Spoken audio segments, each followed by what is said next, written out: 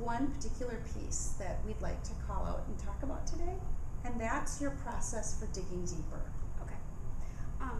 I guess just to give a little background, I'm a Title I interventionist, and in the years prior to moving forward, I guess, with RTI, it seems like when a child qualified for Title I, they were there and stuck. And I always ask the question, like, how do we know they're making progress? How do we know we're teaching them right things? And over the last few years being in Title I, making that shift of digging deeper and trying to understand what skills does this child have. Because we don't want them, it's kind of like special ed, it's not a place to put students. And that's in our district what it was. And I'm trying to change my mindset with that of saying, well, it's not a place for them anymore. It's a service to enhance the skills that they need to be successful in the classroom. So in doing so, I guess our administrator, she's our reading specialist, we sat down and kind of came up with, what do we need to know about these kids? And it's, teachers don't know, they don't know. So, before it was kind of like a blame, well, they didn't teach that, they're not teaching that, and not communicating. And another big problem is that we pull kids from instruction. And that is so pivotal. I mean, it's like, okay, let's take them out of the instruction, so now they're even further behind. And that was important to me. It's like, because I struggled with reading, and I wanted to make sure, that's why I got my relay, since I said I don't want other students to have to go through that. So in doing so, we said, okay, we set up a framework of assessments. This is the time of year, and teachers enjoyed that. Okay, in September we do this, and in October we do this. We do it for the universal, and then for the intervention. Okay, and this all stemmed from doing PI time, which is our prevention, intervention, enrichment time. So during that half hour or so of intervention time, no new teaching is done. They're practicing the skills that they need, because we're a low economic school. A lot of kids don't get that practice at home. So we wanted to allow them that time, but guided, okay? From there, teachers then they started digging deeper. So they would do an assessment and like a benchmark, so our universal screener. And if they didn't meet that benchmark, we did a diagnostic assessment to say, okay, they're not doing it. But then we never knew, what do we teach them? So from that diagnostic, it breaks it down by like your phonemic awareness, your beginning reading skills, and it kind of just went up. So after that, we kind of sat down as a team of Title I with the grade level teams and said, these are the kids that would really benefit from service. So that's how we started.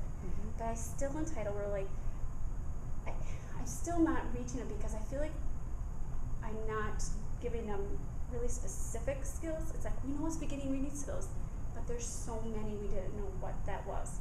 So this last year, I was fortunate enough to attend this grading progress monitoring training, and I had an aha moment. I'm like, I like this. So I stole the diagnostic reading process and kind of made it fit for me, because I still have special ed in my background too, of saying, how can we help those students? And because special ed is not a place for them, it's a service. So we want to show growth for all students. And so what I took is those areas for diagnosing. If it's a student we want to go through the referral, here's the different areas. Your beginning reading skills, reading comprehension, written expression, listening. So I wanted to tie that together for staff, so they knew, well, if I'm doing an intervention, I don't want that to be a waste of time for the student or the teacher. So we dug deeper, and we broke them all down and had headings here, as you see in the blue. And then from there, we, Title I teachers, we took and made pros. Okay, so in my understanding of special ed, we need to progress monitor those students at classroom level, which we do, but we weren't monitoring the skills they were supposedly getting. And we really were finding last year playing with this. This hasn't been sent out to staff yet, but Title I played with it, and we got better, so we know what we're doing now, so we can unveil this to staff this year. But through the phonemic awareness, you'll see it's rhyme, beginning sound, letter sounds, and not to say it has to go in that specific order, but if a kid has rhyme, but they can't segment and blend. And then this year also we say, if you hear the sounds, now we have to apply.